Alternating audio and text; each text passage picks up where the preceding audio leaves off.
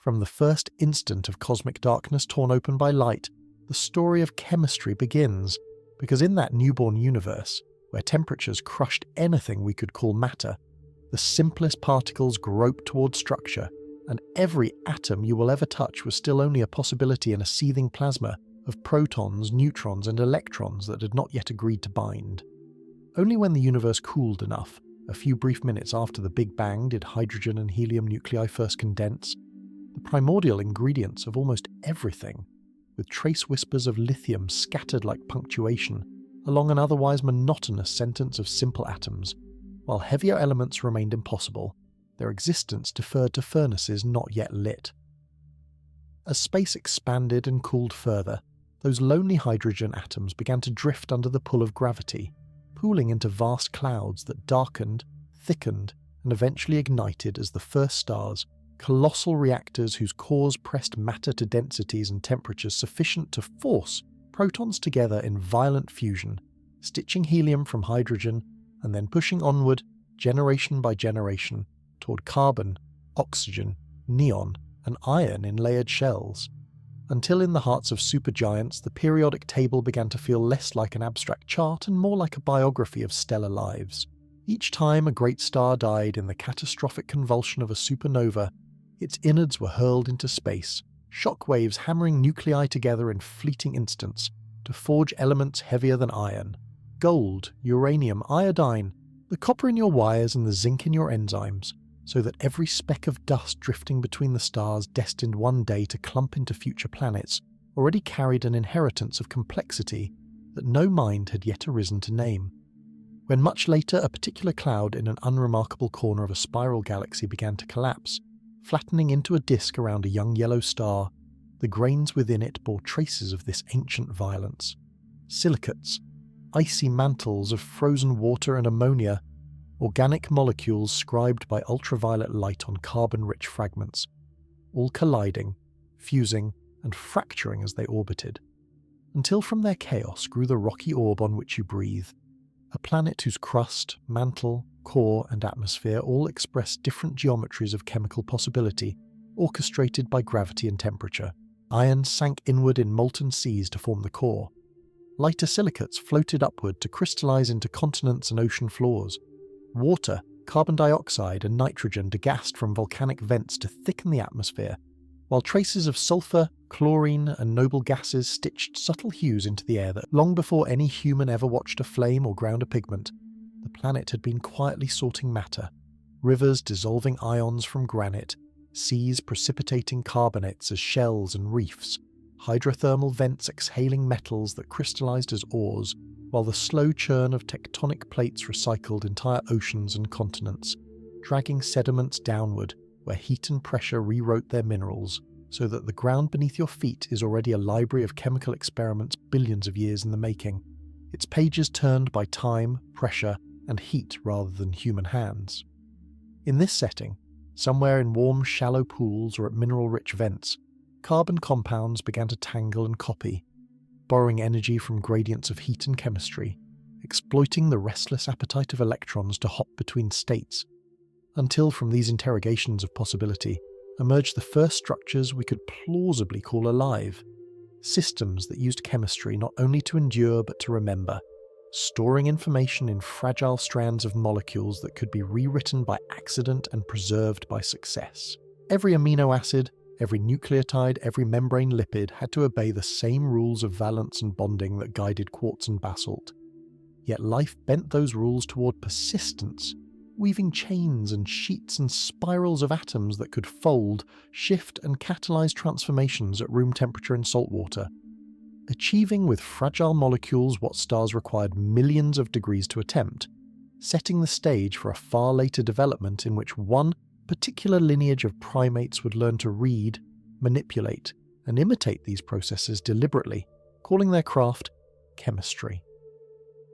When you strip away tools, language, and history, the earliest humans were already chemists in practice, if not in name, because the moment someone held a dry branch to a lightning-struck tree and carried a flickering ember back to camp, they began exploring controlled oxidation, learning by experience how fuel, heat, and air combine to make flame flourish or die, how wet woods smoked and hissed while dry logs crackled into coals so hot they could melt fat from meat and harden the points of spears. In the orange glow of those first hearths, proteins unwound and reconfigured, starches caramelized, toxins in tubers and seeds decomposed into harmless fragments.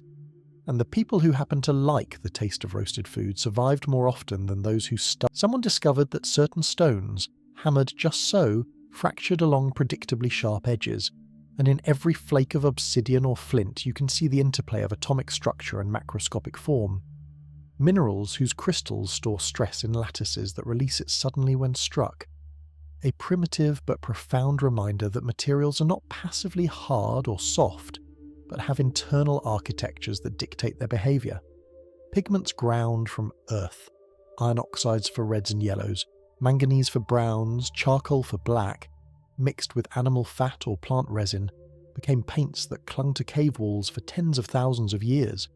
the binder molecules wrapping around pigment grains and anchoring them to rock, preserving scenes of hunts and visions long after their creators dissolved back into soil.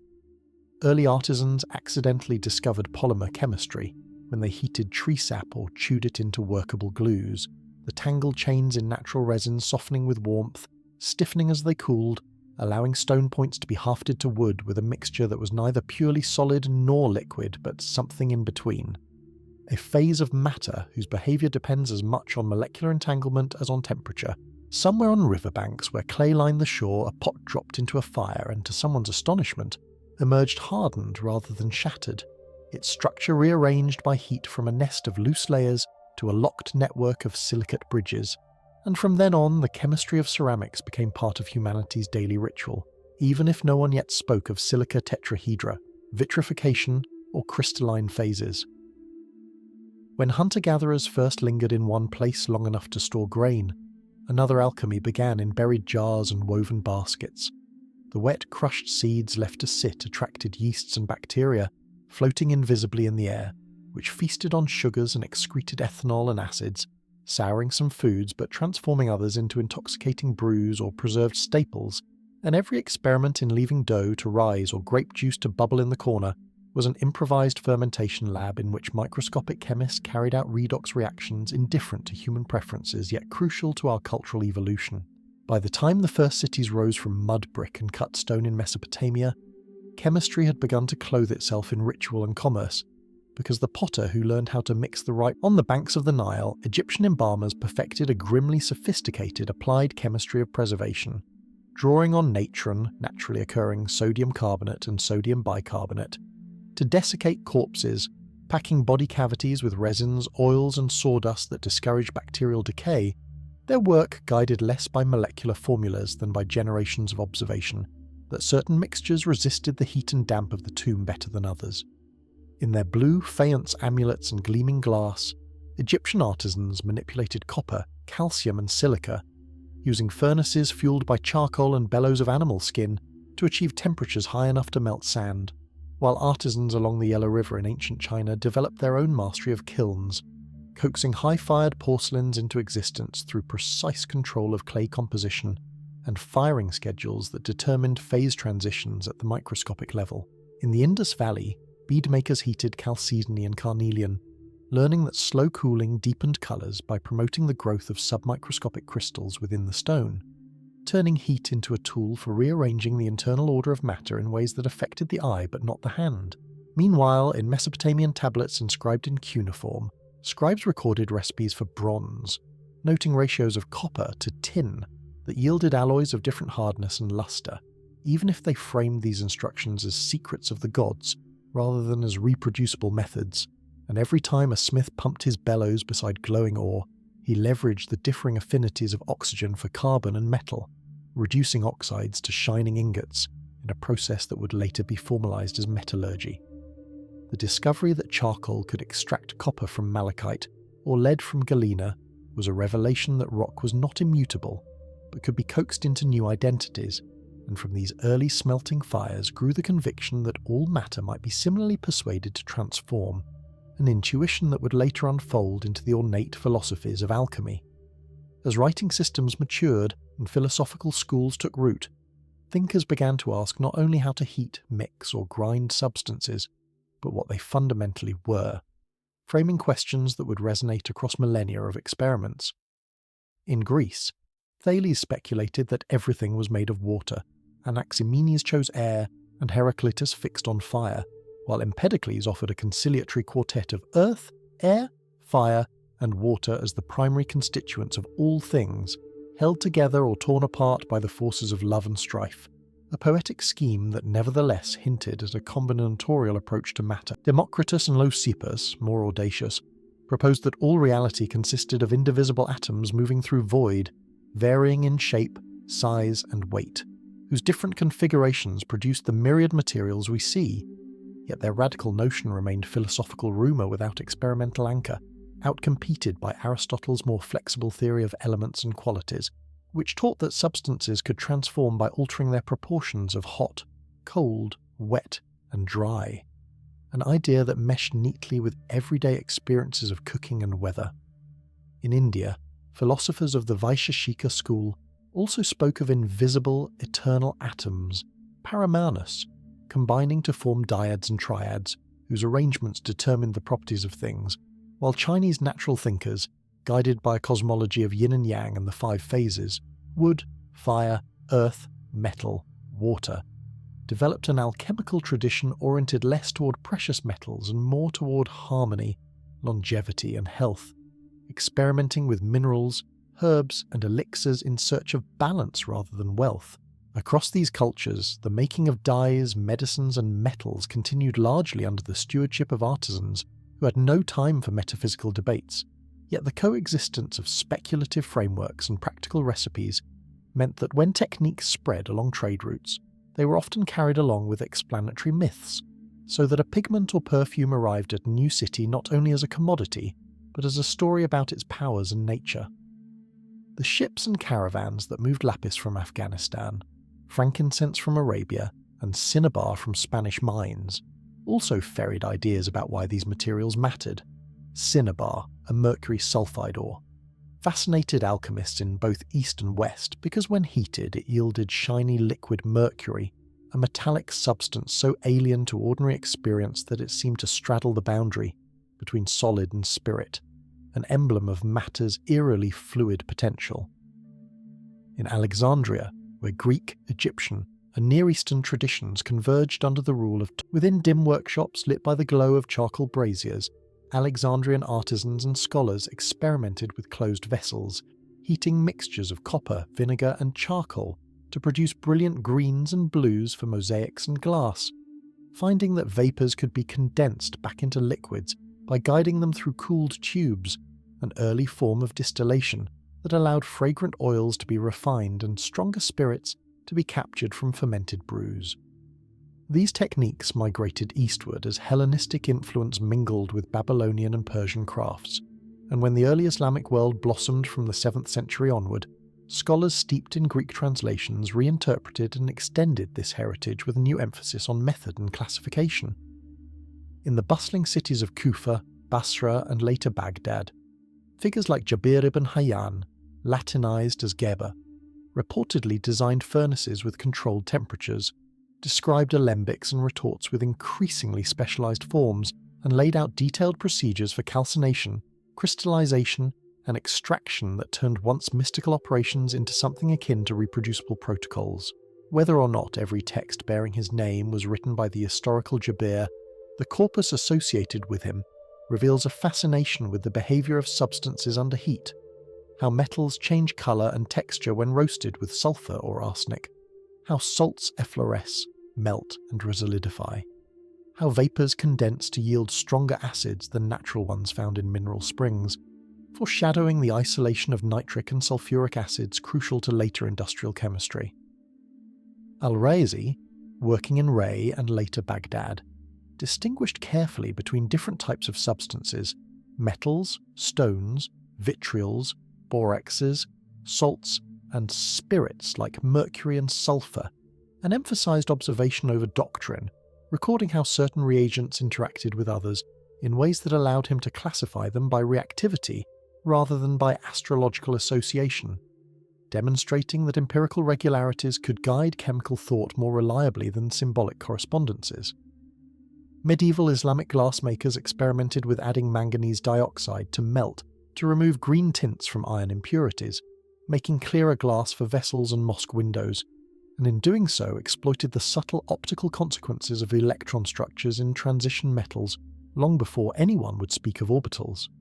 Their experience encoded in craft secrets passed from master to apprentice. In their hospitals and pharmacies, apothecaries ground, mixed and decocted an ever-expanding materia medica that interwove plant alkaloids, mineral salts, and metallic preparations, while physicians debated the proper balance between traditional humoral theory and the empirical evidence that the distillation of wine to produce concentrated ethanol, first described systematically in Arabic sources, yielded a solvent with unprecedented power to dissolve resins and oils, enabling new perfumes, medicines, and varnishes, and the very name alcohol, from alcool, originally referring to powdered antimony used as eyeliner, preserves the memory of this world in which fine powders, volatile spirits, and bodily transformation shared a single semantic and conceptual field. When Latin Christendom began to recover and translate these works in the 12th and 13th centuries, depositing them in monasteries and newly founded universities from Salerno to Paris, the European imagination seized on the more esoteric promises of alchemy. Above all, the dream that base metals might be transmuted into gold, and that through similar operations the human soul might be refined from corruption to enlightenment, leading to the archetypal image of the medieval alchemist hunched over flasks and furnaces in a stone chamber, tinted green by smoke and failure. In reality, many of these practitioners were also practical chemists who produced dyes, inks, medicinal elixirs, and metal alloys for patrons both secular and ecclesiastical. But their language remained steeped in allegory. They wrote of the green lion devouring the sun to describe acids dissolving gold, of the marriage of the red king and white queen to signify the joining of sulfur and mercury principles into a harmonious amalgam, transforming observable reactions into parables about unity and change. Glass apparatus improved in the hands of European glassmakers in Venice and Bohemia, whose skill in making thin-walled, clear vessels opened new possibilities for precise heating and observation, while the spread of paper and the printing press allowed recipes and treatises to proliferate beyond the cloister, circulating among craftsmen, physicians, and curious nobles. Paracelsus, the Swiss physician of the early 16th century, rejected much of Aristotelian and Galenic orthodoxy, insisting that diseases had specific material causes, poisons, imbalances, or blockages that required targeted remedies, and he championed the use of mineral-based medicines, arguing that properly purified preparations of antimony, mercury, or arsenic could cure rather than kill if administered in tiny, carefully prepared doses. His blend of mystical language and experimental daring helped shift alchemical practice toward iatrochemistry,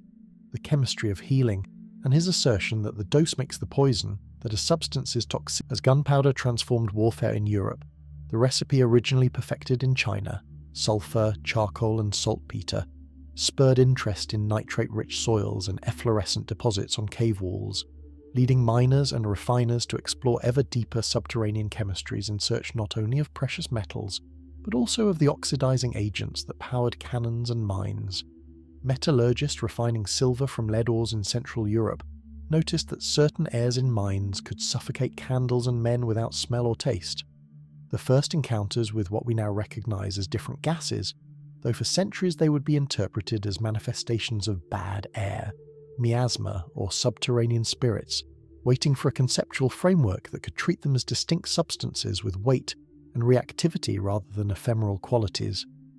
The 17th century, with its blossoming of experiment and natural philosophy, pulled chemistry closer to the fledgling scientific method, as figures like Robert Boyle critiqued the notion of four elements, and instead argued for corpuscular explanations of matter, envisioning particles that combined mechanically to yield observed properties like colour, hardness, or volatility. In his famous air pump experiments, he demonstrated that a flame, a bird, and a ringing bell all succumbed when the surrounding air was removed, implying that this seemingly invisible substance had tangible roles in combustion, life, and sound propagation. Boyle's insistence on careful measurement, repeatable procedures, and the publication of detailed results set a new standard for investigators of matter, and in his The skeptical chemist, he attacked the complacency of traditional alchemists who clung to fixed principles of sulfur, mercury, and salt, urging instead that elements be defined as simple bodies that could not be further decomposed by known methods. Meanwhile, in the laboratories of German and Swedish mining academies, chemists like Georg Brandt and Axel Kronstedt isolated new metals, cobalt, nickel, while analysing troublesome ores that behaved oddly in smelting, showing unexpected colours or interfering with the separation of more familiar metals, and in naming them they preserved echoes of miners' superstitions about goblins and demons haunting seams of intractable rock. As natural philosophers pumped air, weighed gases and burned metals in closed vessels, an explanatory framework called phlogiston theory emerged in the early 18th century, proposed by Georg Stahl, which posited that combustible materials contained an imponderable substance, phlogiston, that escaped into the air during burning or calcination, leaving behind calxes, metal oxides, that were considered dephlogisticated forms. This scheme neatly explained some observations, like why Joseph Black, studying the reaction of acids with alkaline substances like quicklime and magnesia alba at the University of Glasgow, discovered that a specific gas was released, what he called fixed air, now known as carbon dioxide,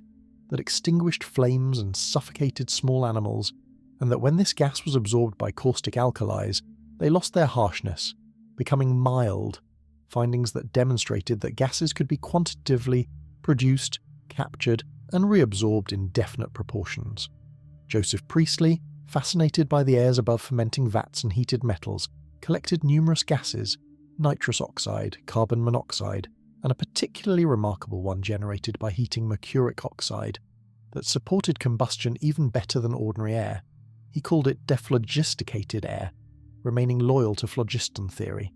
But his notebooks full of careful experiments provided the data that another chemist, Antoine Laurent de Lavoisier, would reinterpret in a radically transformative way. In Paris, Lavoisier, a wealthy tax farmer and meticulous experimenter,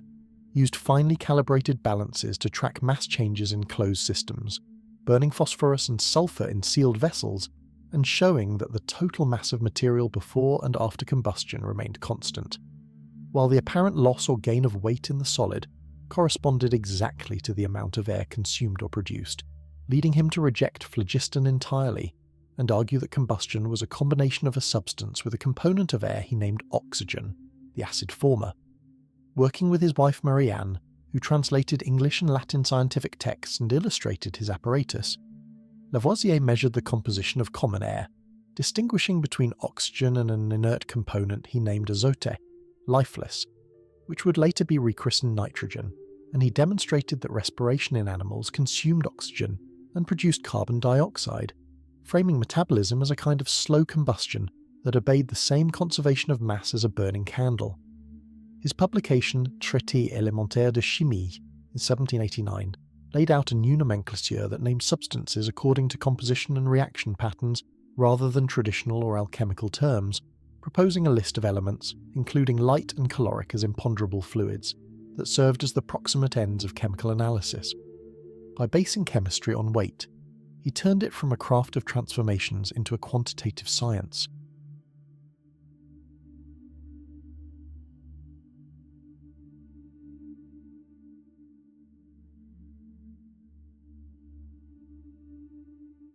Yet even as he rationalised the language of elements in his laboratory, the political elements of France were rearranging violently in the Revolution, and his role as a tax collector in the deeply unpopular Ferme Générale marked him as a target. Despite his scientific eminence, he was arrested, tried, and executed by guillotine in 1794,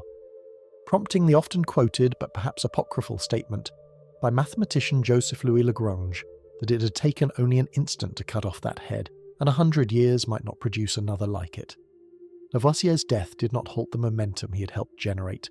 and in laboratories from Paris to St. Petersburg, chemists adopted his language and methods, treating substances as compounds of a limited set of elements whose reactions could be understood as rearrangements of atoms, rather than as the liberation of mysterious principles. In this fertile soil, John Dalton, an English Quaker schoolteacher deeply interested in meteorology and gas behaviour, observed that certain gases combined only in distinct volumetric ratios, and that elements formed series of compounds with others in simple numerical relationships of mass, leading him in the early 19th century to resurrect the ancient idea of atoms, now grounded in data. He proposed that each element consisted of identical, indivisible atoms of characteristic weight, and that chemical reactions rearranged these atoms without creating or destroying them. Dalton's atomic theory, though initially controversial and hampered by incorrect assumptions about relative atomic weights, offered a framework that made sense of the laws of definite and multiple proportions observed in quantitative analyses, and it encouraged chemists like Berzelius in Sweden to refine atomic weight measurements and propose the use of symbolic notation, letters for elements, formulas to represent compounds, that allowed the complexity of reactions to be captured succinctly on the page. Gay-Lussac's observation that gases reacted in simple, whole number volume ratios, such as 2 volumes of hydrogen with 1 of oxygen to produce water, hinted that atoms might combine in fixed small numbers, while Avogadro, parsing these results, proposed that equal volumes of gases at the same temperature and pressure contained equal numbers of particles, distinguishing between atoms and molecules and laying groundwork that would only be fully appreciated decades later.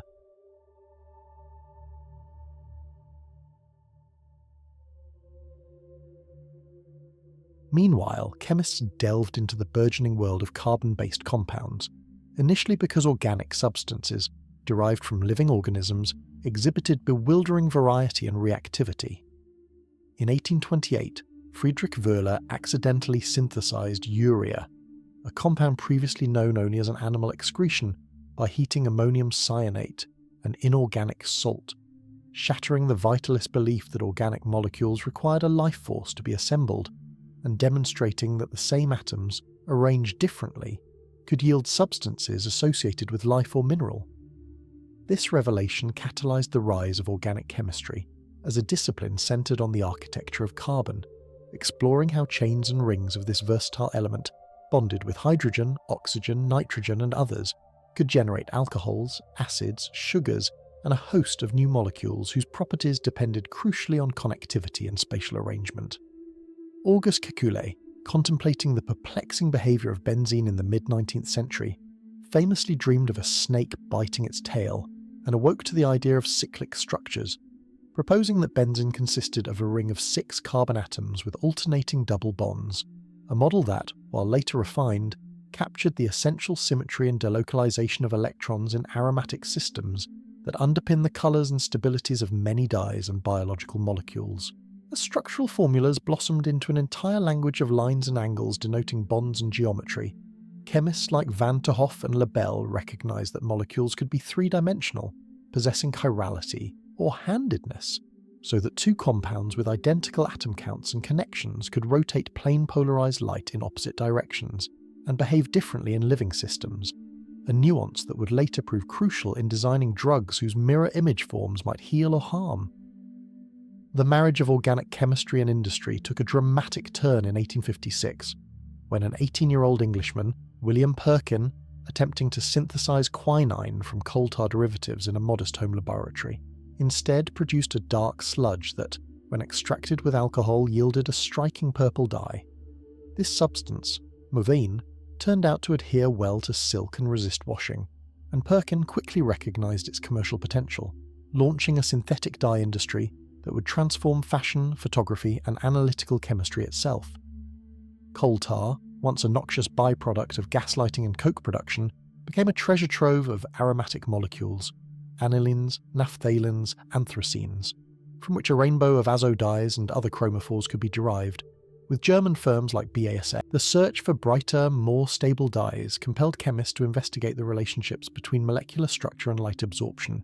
revealing that conjugated systems, chains of alternating single and double bonds, allowed electrons to move more freely, enabling them to absorb specific wavelengths of light and emit or reflect others, turning the invisible details of electron distribution into visible colour on cloth, paper, and eventually photographic plates. These same compounds often exhibited biological activity, and in the late 19th and early 20th centuries,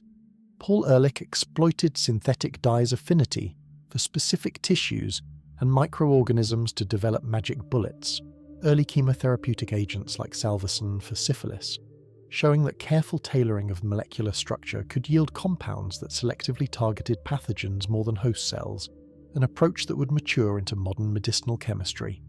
In parallel, the expanding production of sulfuric acid through the lead chamber process, and later the contact process, provided a key reagent for countless reactions, from fertilizer manufacture to petroleum refining, while the Leblanc and Solvay processes for alkali production supplied soda ash and caustic soda in quantities sufficient to underpin glass, soap, and paper industries, tying the arcana of chemical equations to the concrete realities of soap bubbles, window panes, and printed books. Even as the catalogue of elements and compounds grew, patterns emerged that begged for deeper explanation. Johanna Dubereiner noted in the 1820s that certain elements could be grouped in triads with similar properties and intermediate atomic weights, such as chlorine, bromine, and iodine. But his observation remained a curiosity until Julius Lothar Meyer and Dmitri Mendeleev, working independently in the 1860s, arranged elements by increasing atomic weight and noticed that chemical behaviours repeated periodically. Mendeleev in particular embraced the idea that the pattern was predictive. He left gaps in his table for elements not yet discovered, such as Eka silicon and Eka aluminum, and even estimated their atomic weights and properties. When germanium, gallium, and scandium were subsequently found with traits uncannily close to his forecasts, the periodic table cemented itself as more than a clever filing system, revealing an underlying order in which valence and atomic structure dictated trends in reactivity, density, electronegativity, and more. Yet at the time, the physical basis for these periodicities remained obscure. Atoms were still viewed by many as convenient theoretical constructs rather than real, subdividable entities, and debates raged over whether they were solid spheres. The closing decades of the 19th century and dawn of the 20th would answer these questions by peeling back atoms' surfaces to reveal an interior landscape of charged particles and quantized energy levels, reshaping chemistry from a discipline concerned primarily with transformations of substances into one that also probed the invisible architecture of matter itself. In 1897, J.J. Thomson, studying cathode rays in evacuated glass tubes, measured their deflection under electric and magnetic fields and concluded that these rays consisted of negatively charged particles much smaller than atoms, later dubbed electrons, implying that atoms were not indivisible but composite structures containing mobile charges. This discovery raised urgent questions about how such negatively charged entities were arranged and what balanced their charge. Thomson proposed a plum pudding model, in which electrons were embedded in a diffuse positive substrate, but this picture soon gave way to Ernest Rutherford's nuclear model after his anachronistically violent experiment of bombarding thin gold foil with alpha particles from a radioactive source. The surprising deflection of a small fraction of these heavy, positively charged projectiles at large angles suggested that the bulk of an atom's mass and positive charge resided in a tiny, dense nucleus, with electrons circling far away compared to their own sizes. Niels Bohr, confronting the puzzle of why orbiting electrons did not simply radiate energy and spiral into the nucleus, introduced quantized orbits in 1913, proposing that electrons could occupy only certain discrete energy levels and emit or absorb radiation in specific frequencies when transitioning between them. A model that successfully explained the spectral lines of hydrogen and hinted that each element's distinct emission and absorption patterns arose from its unique electronic structure. As quantum mechanics matured through the work of Schrödinger, Heisenberg, and others, electrons came to be seen not as little planets, but as wave functions distributed in space, forming orbitals with characteristic shapes, spherical S, dumbbell P, cloverleaf D, that intertwined in molecules to form covalent bonds, delocalized pi systems, and the ability to pass bonding and electronic structure at this level equipped chemists to design new materials deliberately rather than merely discover them, and nowhere is this more evident than in the rise of polymer chemistry and plastics in the 20th century. Long before synthetic polymers, nature had exploited macromolecules in cellulose, starch, proteins, and DNA, but their structural details were opaque until techniques like X-ray crystallography and later spectroscopy could reveal them, and early materials like rubber remained enigmatic. Charles Goodyear's accidental discovery in 1839 that heating natural rubber with sulfur produced a more durable, less sticky material, vulcanized rubber, exemplified empirical tuning of polymer properties before their molecular basis was understood,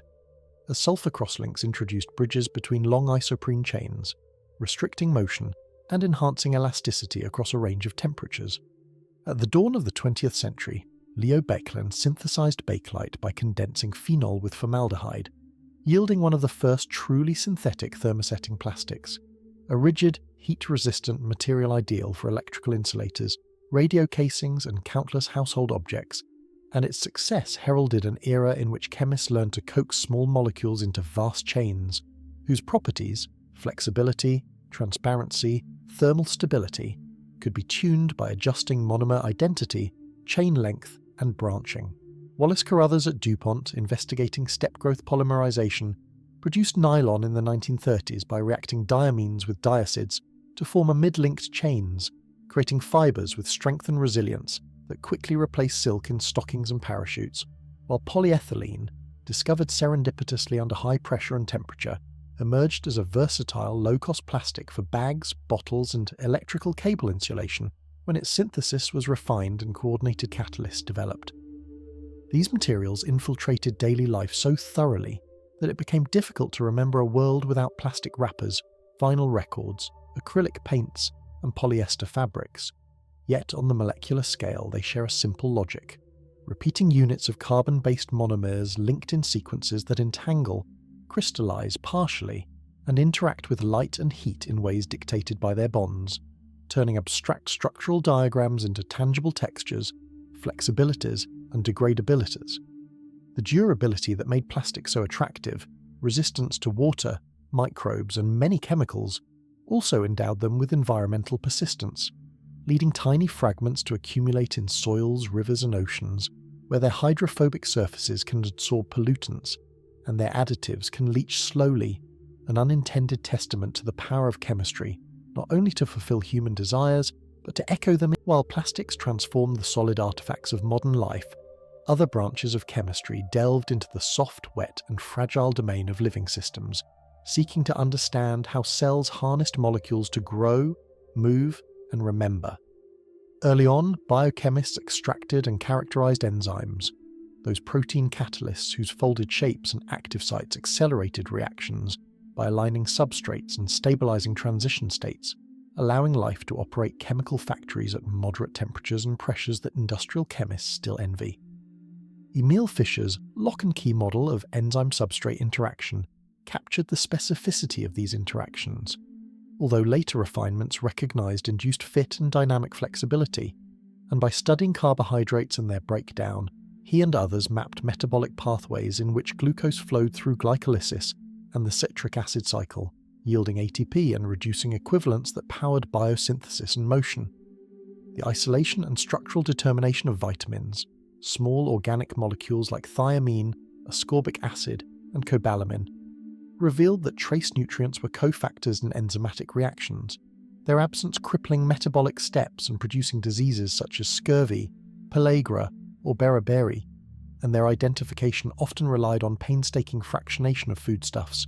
followed by feeding trials and chemical modification, underscoring the interplay between analytical chemistry, biology, and medicine. Proteins themselves, once thought perhaps colloidal or amorphous, were shown by Sanger, Perutz, Kendrew, and others to have definite amino acid sequences and three-dimensional structures determined by those sequences, with alpha helices and beta sheets packed into complex folds that placed functional residues precisely where they could bind substrates or transmit signals. And this understanding opened the door to rational drug design, where small molecules were crafted to nestle into enzyme active sites or receptor pockets, modulating their activity. In the mid-20th century, the chemical nature of genetic information came into sharp focus, as Avery, MacLeod, and McCarty demonstrated that DNA, not protein, carried heritable traits in bacteria, and Watson and Crick, chemists, soon learned to synthesize nucleotides and even short stretches of DNA, and as sequencing methods improved, the genomes of viruses, bacteria, and eventually humans became strings of chemical letters that could be read, compared, and edited, with techniques like polymerase chain reaction, PCR, relying fundamentally on the behavior of enzymes and nucleic acids under thermal cycling to amplify tiny fragments of genetic material into analyzable quantities. The discovery of restriction enzymes, proteins that cut DNA at specific sequences, offered a molecular scalpel, enabling recombinant DNA technology in which genes from one organism could be spliced into another's genome or into plasmids for expression in bacteria, allowing the production of human insulin in microbial tanks, growth hormones, and clotting factors without relying on extraction from animal organs or cadaver blood. This era of biotechnology blurred the borders between organic chemistry, molecular biology, and engineering, as designing a therapeutic protein or a metabolic pathway in a yeast cell required understanding not only amino acid sequences and codon usage, but also the thermodynamics of folding, the kinetics of reactions, and the transport of substrates across membranes, all grounded in the movement of electrons and the making and breaking of covalent and non-covalent bonds. Later, tools like CRISPR-Cas9, adapted from bacterial defense systems, exploited a protein RNA complex that could be guided by a short sequence to cut DNA at chosen sites, introducing or correcting genes with unprecedented precision, essentially turning the genome into a writable chemical text, subject to deliberate revision rather than only random mutation and selection. Meanwhile, neuroscientists and pharmacologists mapped the chemistry of thought and emotion by identifying neurotransmitters, dopamine, serotonin, glutamate, GABA, and their receptors, revealing how subtle structural variations in molecules could elicit euphoria, sedation, hallucination, or relief from pain, and how synthetic analogues could treat disorders like depression, schizophrenia, or epilepsy by nudging synaptic communication, though always with the caveat that brain chemistry's complexity resists simple interventions. Beyond the boundaries of the body, atmospheric chemists examined the vast reactive medium enveloping the planet, treating the sky not as empty space, but as a dynamic chemical reactor driven by sunlight, volcanoes, vegetation, and human activity. In the stratosphere, ultraviolet radiation splits molecular oxygen, enabling individual oxygen atoms to join O2 and form ozone, whose layer absorbs much of the sun's harmful UVB light, while in the troposphere, nitrogen oxides, hydrocarbons, and ozone interplay. The introduction of chlorofluorocarbons, CFCs, in the mid-20th century as seemingly inert refrigerants and propellants illustrates how a molecule's apparent stability at ground level can mask latent reactivity elsewhere. Inert in the lower atmosphere, CFCs drifted upward intact until UV light broke them apart in the stratosphere, liberating chlorine atoms that participated in catalytic cycles of ozone destruction, each chlorine atom converting many ozone molecules back to O2 before being sequestered, thinning the protective layer particularly over polar regions. When Mario Molina, Sherwood Rowland, and Paul Crutzen pieced together this chemistry in the 1970s, and when satellite and ground-based observations confirmed a growing ozone hole over Antarctica, the world faced a clear instance of global-scale, chemically mediated risk arising from everyday technologies like spray cans and refrigerators. The subsequent International Montreal Protocol in 1987, phasing out many ozone-depleting substances, stands as a case where understanding reaction mechanisms in the thin upper air translated into coordinated policy with measurable environmental impact. At the same time, the accumulation of carbon dioxide, methane, and other greenhouse gases in the atmosphere, largely from burning fossil fuels, coal, oil, natural gas, returned human attention to the most basic of chemistries, combustion, in which hydrocarbons react with oxygen to form CO2 and water, releasing energy stored over geological timescales in plant and algal biomass compressed into seams and reservoirs, and altering the infrared transparency of the air in ways that trap heat and shift climate patterns.